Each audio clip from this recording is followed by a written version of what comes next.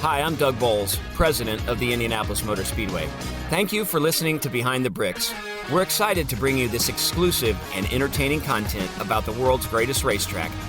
Keep listening, and I hope you enjoy this episode.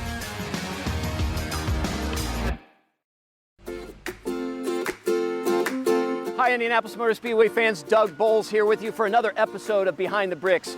I'm standing here outside of Turn 2 of the Oval and right in front of the golf club for our Brickyard Crossing golf course. This used to be a hotel here, and this is where you actually checked into the hotel. It's one of the cool, fun stories Behind the Bricks tries to tell you. So in a minute, we're going to go inside and see some of the things that are still here from 1963 when this building was first built. Obviously, the hotel is no longer here. It was here for about 45 years before it was torn down.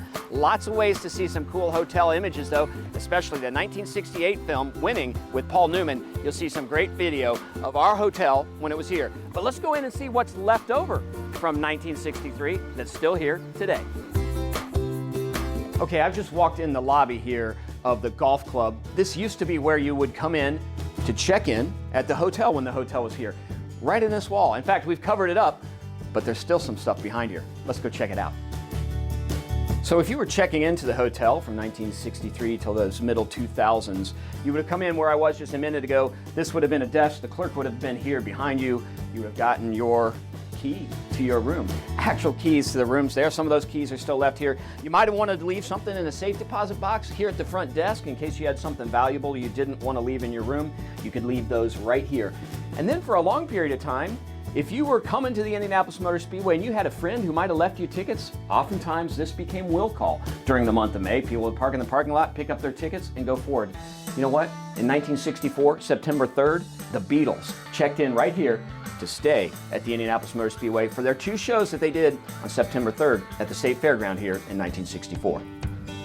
So that mail slot leads to a room on the back side of that check-in desk. That mail slot was for the cash when you decided you were going to check in. Didn't take credit cards back in the day, and then we used Bob's safe. Would have put the cash in here, and then when it was time, the accountants would have come, taken the cash out, and checked it. Bob, been around for a long time, doesn't even have an area code on his number to get his help anymore.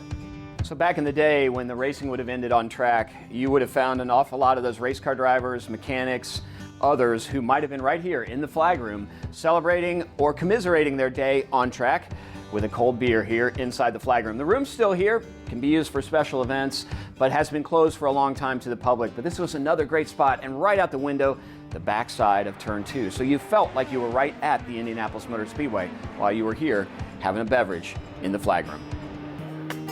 Another area that people really aren't aware of here at the Indianapolis Motor Speedway Golf Club area is this little back stairway. So there's a back stairway in the building that was built here in 1963, and there's actually an elevator here as well that takes you to where we're going. But Tony Hallman built for himself an apartment that was here at the golf club that he used when he was here in town, gave him a place where he could take care of friends and family. For a long time, it sat as it was when Tony Hallman purchased the Speedway and lived here and worked here.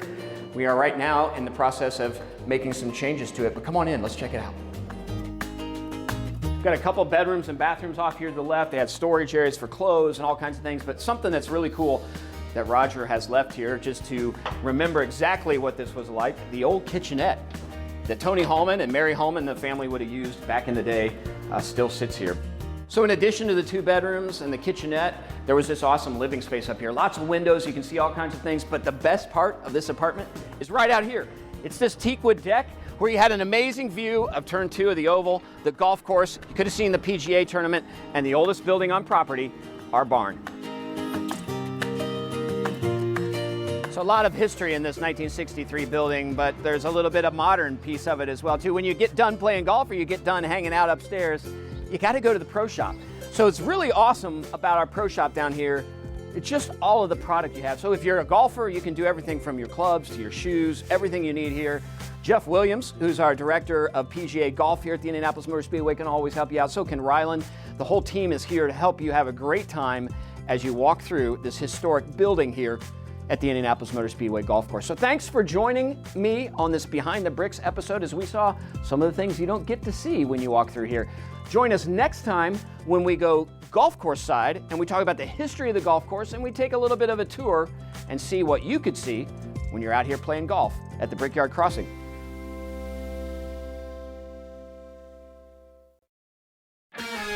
Thank you, fans, for listening to this episode of Behind the Bricks.